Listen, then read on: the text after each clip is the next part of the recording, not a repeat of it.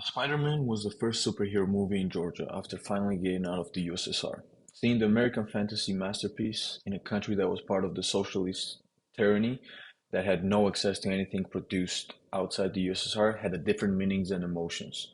For a typical American, for someone that this story was created for, Spider-Man comics or movies had a different meaning and ideas, and for someone who just got out of the system that was trying to take away anything valuable for a human being, it had a different impact. The Soviet Union was trying to have a puppet regimes in countries like Georgia and have a total influence on the processes that were going on in the Soviet republics. They were very successful for many years, and that made people living in these republics miserable. They were trying to take away their religion, language, and anything valuable for those ethnic groups so that they were easier to control. People had no access to anything that was not Soviet. Cars were made in the USSR, and no one was able to leave the borders of the country unless you were a very important figure.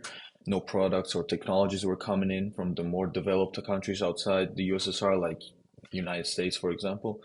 Especially in Georgia, Spider-Man, Coca-Cola, and McDonald's, for example, were one of the most desired products that people have heard from different spying sources, and everyone wanted to see what Spider-Man looked like or taste Coca-Cola.